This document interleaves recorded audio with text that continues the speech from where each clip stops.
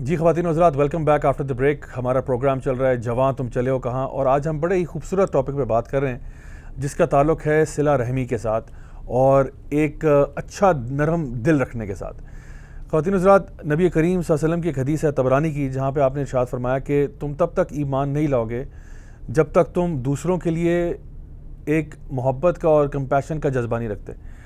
یعنی کہ تمہارا ایمان تب تک مکمل نہیں ہے جب تک، اور ایک اور حدیث میں یہ بات آتی ہے کہ یعنی اپنے بھائی کے لیے وہی پسند کرو جو اپنے لیے پسند کرتے ہو.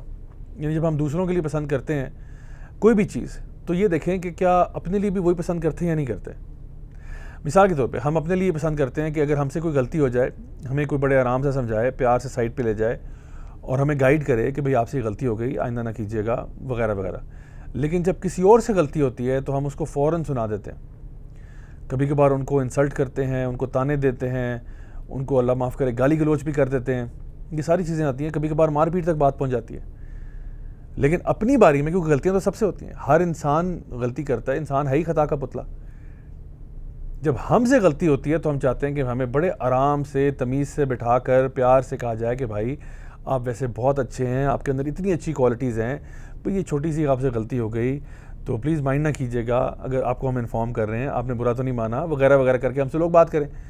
لیکن کیا ہی بات ہے کہ ہم دوسروں کے معاملے میں بالکل الٹ کرتے ہیں. کسی سے غلطی ہوئی فوراً ان کو ڈانٹ دیتے ہیں، فوراً ڈپٹ دیتے ہیں. یہی تو آپ صلی اللہ علیہ وسلم فرما رہے ہیں کہ تم تب تک ایمان نہیں لاؤ گے جب تک تم دوسروں کے لیے کمپیشن نہیں رکھتے، جب تک تمہارے لیے یعنی تمہارے دل میں دوسروں کے لیے جب تک رحم دلی نہیں ہوگی نا، تب تک تم ایمان کیسے لے کے آؤ گے. نبی کریم صلی اللہ علیہ وسلم کی ایک اور حدیث ہے ترمذی کی، جہاں پہ آپ نے فرمایا کہ کیا تمہیں معلوم ہے کہ وہ کیا چیزیں ہیں جو کہ سب سے زیادہ لوگوں کو جنت میں لے کے جائیں گی. دو چیزیں ایسی جو سب سے زیادہ لوگوں کو جنت میں لے کے جائیں گی. آپ نے فرمایا تقوی و حسن الخلق، یعنی اللہ کا خوف اور حسن الخلق. یہ وہ دو چیزیں ہیں، دو ایسی کوالٹیز ہیں جس کی وجہ سے میکسیمم لوگ جنت میں جائیں گے. تو آپ خود سوچ لیں کہ اچھا کردار ہونا، اچھا اخلاق ہونا یہ کتنی اہم بات ہے. دیکھیے ہمارے معاشرے میں ہم دیکھتے ہیں کہ بہت سے لوگ ایسے ہیں جو جب نماز کی بات آتی ہے، جب روزے کی بات آتی ہے، جب حج عمرہ کی بات آتی ہے تو وہ کہتے ہیں جی ہم اس کی بڑی پابندی کرتے ہیں، ہم کرنا چاہتے ہیں، ہم حج بھی کریں گے، ہر سال جاتے ہیں جی حج کر کے آتے ہیں، نام کے سامنے حاجی صاحب بھی لگا ہوا ہے، ہم لوگ افطاری بھی کرتے ہیں، افطاریاں کرواتے بھی ہیں. ٹھیک ہے، ہم لوگ مطلب رمضان کے روزے بھی بڑے بھرپور طریقے سے رکھتے ہیں. اسی طرح سے جو ہے نا نماز کا بڑا اہتمام کرتے ہیں، جمعہ پڑھنے جاتے ہیں تو جی ٹائم سے پہلے پہنچتے ہیں. یہ سارے کام بہت اچھے ہیں، اس میں کوئی شک نہیں، یہ سارے کام بہت اچھے ہیں. لیکن پھر آخر ایسا کیوں ہے کہ جو لوگ ان چیزوں میں دین کے معاملات میں اتنا اہتمام کرتے ہیں وہ دوسرے معاملات میں اہتمام نہیں کرتے؟ جہاں پہ دوسروں کے ساتھ تعلق کی بات آتی ہے تو وہ اپنے خاندان والوں کا ہو سکتا ہے وراثت میں حق بھی مار رہے ہوں، ہو سکتا ہے کہ وہ دوسروں کے ساتھ ایک تلخ رویہ بھی رکھتے ہوں، دوسروں کو برا بھلا بھی کہتے ہوں، غصے کے بہت تیز ہوں، فوراً سے بھڑک اٹھتے ہوں اور وہ کچھ کہہ دیتے ہوں جس سے اگلے کا آپ نے دل چیر کے رکھ دیا اور اس کو ایسے زخم ڈال دیے جو بیچارہ شاید اس میں سے کبھی بھی ریکور نہ کر پائے. تو اصل میں ہمیں اللہ تعالیٰ نے بار بار قرآن مجید میں یہ بات بتائی ہے کہ الذین آمنوا وعملوا الصالحات، ایمان بھی لائیں گے اور نیک اعمال صالحہ بھی کریں گے، دونوں کام کریں گے اگر آپ چاہتے ہیں کہ آپ فلاح پائیں. تو یہ نہیں ہے کہ یا تو ایمان لے آؤ اور یہ والے کام کر لو سارے، اور یہ بھی نہیں کہا کہ صرف اعمال صالحہ کر لو، دونوں ساتھ لے کے چلنا ہوگا. یہی انسان کی بقا کا، یہی انسان کی فلاح کا ذریعہ ہے. ایک چھوٹا سا ذرا جائزہ لیں اپنے ارد گرد، اور میں چاہتا ہوں کہ آپ اس کو as a home work exercise لے کے جائیں کہ یہ دیکھیں کہ آپ کا رویہ ان کے ساتھ کیسا ہے جو آپ سے سوشل سٹیٹس میں، سوسائٹی میں ذرا کم تر لیول پہ آتے ہیں. دیکھیے جو ہم سے بڑے لیول پہ، جو انسان مثال کے طور پہ ہمارا باس ہے، ہمارا سینئر ہے، اور اس نے ہمارے ساتھ کچھ اچھا کیا ہے تو اس کے ساتھ اچھا کرنا تو بڑا نارمل سی بات ہے، کیونکہ اس میں ہمارا کوئی غرض ہے نا، اس میں کوئی فائدہ ہے ہمارا. اگر باس کے ساتھ پیار سے بات کریں گے تو فائدہ ہو سکتا ہے ہماری پروموشن ہو جائے، ہو سکتا ہے ہمیں سیلری میں انکریمنٹ مل جائے یا کوئی اور پرکس مل جائیں گے ہمیں. تو یہ تو ہر بندہ ہی کر لیتا ہے، بڑے آرام سے کرتا ہے، اور اس میں کسی کو مجھے شاید کہنے کی ضرورت بھی نہ پڑے کہ آپ اپنے باس کے ساتھ اچھا سلوک کریں یا اپنے جو بھی آپ کے سینئرز ہیں ان کے ساتھ اچھا سلوک رکھیں. مسئلہ وہاں آتا ہے جہاں پہ بندہ آپ سے جونیئر ہو یا پھر آپ سے سوشل سٹیٹس میں جونیئر ہے. مثلا آپ کو اللہ تعالیٰ نے بڑا کھاتے پیتے گھرانے میں پیدا کیا، ماشاءاللہ بڑے ویل آف ہیں، لیکن کوئی اور بندہ جو ہے اتنا ویل آف نہیں ہے.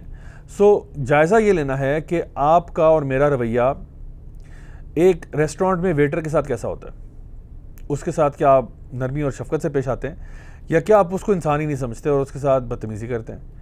آپ کا رویہ جو ہے وہ ایک چپڑاسی کے ساتھ یا ایک جمع دار کے ساتھ یا کوئی بھی ایسا جو ورکر ہے اس کے ساتھ کیا رویہ آپ کا؟ ان کے ساتھ آپ کا معاملہ کیا ہوتا ہے؟ یہ بڑا اہم سوال ہے پوچھنے والا. تو اب خود جائزہ لیں کہ بھئی آخر ہم لوگ کس سمت میں جا رہے ہیں، ان لوگوں کو ہم کیسے ٹریٹ کرتے ہیں. تو ایک عادت بنا لیں کہ چاہے آپ کسی کو جانتے ہوں یا نہ جانتے ہوں، بے شک وہ انسان آپ سے ایک سوسائٹی کے لیول کے مطابق سے جونیئر ہو، لیکن پھر بھی ہمارا کم از کم رویہ ان کے ساتھ اچھا ہی ہونا چاہیے، کیونکہ یہی طریقہ نبی کریم صلی اللہ علیہ وسلم کے ساتھ تھا. آپ غریبوں کے ساتھ بیٹھ کے بھی کھانا کھاتے تھے اور آپ کو اس میں کوئی قباحت محسوس نہیں ہوتی تھی کہ میں ان کے ساتھ بیٹھ کے اگر کھانا کھا لوں. آپ ہر کسی کے ساتھ نرمی و شفقت سے پیش آتے، پیار محبت سے پیش آتے.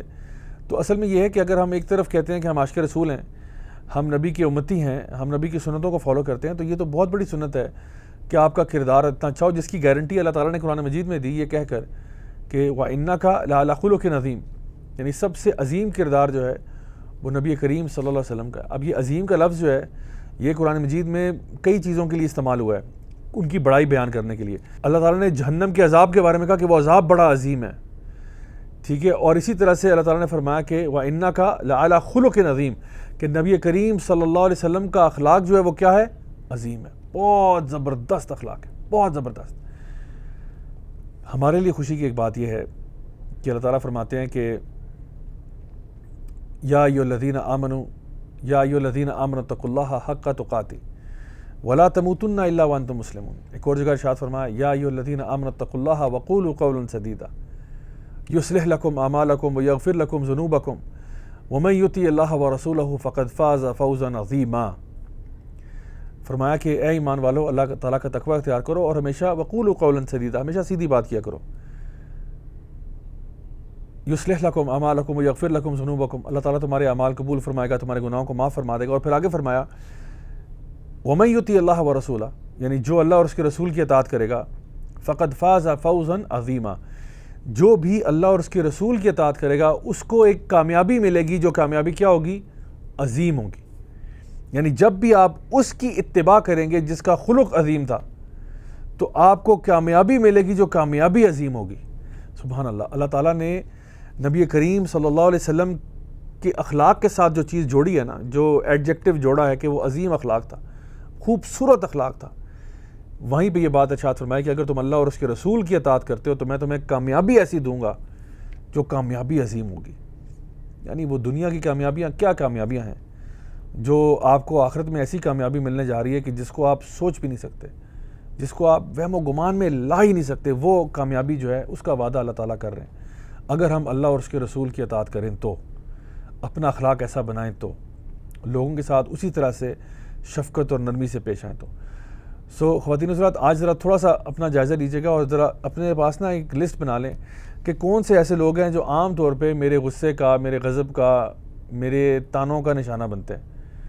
اور پھر کوشش کریں باقاعدہ طور پر کہ جب بھی ان سے دوبارہ ملنا تو پھر آئندہ ایسی حرکت نہ کریں، آئندہ ان کو تان و تشنی کا نشانہ نہ بنائیں، آئندہ ان کو اذیت نہ دیں اپنے الفاظ کے ساتھ، اپنے کلمات کے ساتھ.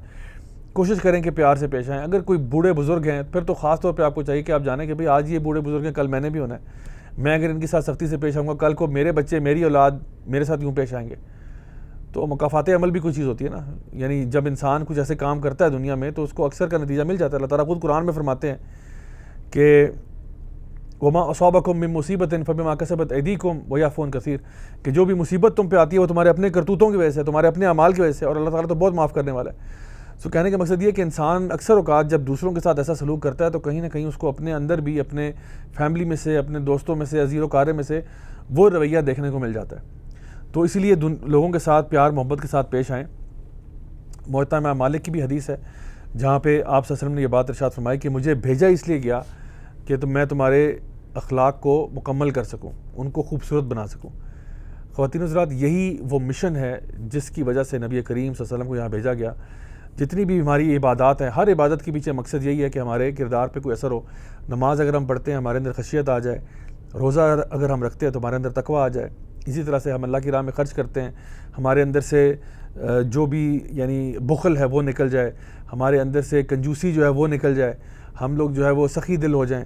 اور جتنی بھی عبادات ہیں وہ ہمارے اخلاق پہ ان کا بہت بڑا ایک عمل دخل ہوتا ہے. تو اس لیے آئیے آج ہم وعدہ کریں کہ ہم اپنے اخلاق اور کردار پہ توجہ دیں گے, اس کو خوب سے خوب تر بنانے کی پوری کوشش کریں گے, اور یہ بھی کوشش کریں گے کہ ہمارے سے کم از کم کسی کو کوئی اذیت نہ پہنچے, کسی کو نقصان نہ ہو. میں دعا کرتا ہوں کہ اللہ تعالیٰ ہم سب کو نیک اعمال کرنے کی توفیق عطا فرمائے, ہماری غلطیاں کوتاہیاں گناہوں کو معاف فرمائے, ہم سب سے اللہ راضی ہو جائے, اور ہم سب کو انشاءاللہ جنت الفردوس میں اعلیٰ مقام نصیب فرمائے. اگلے پروگرام تک کے لیے اجازت دیجیے گا. والسلام علیکم ورحمۃ اللہ وبرکاتہ.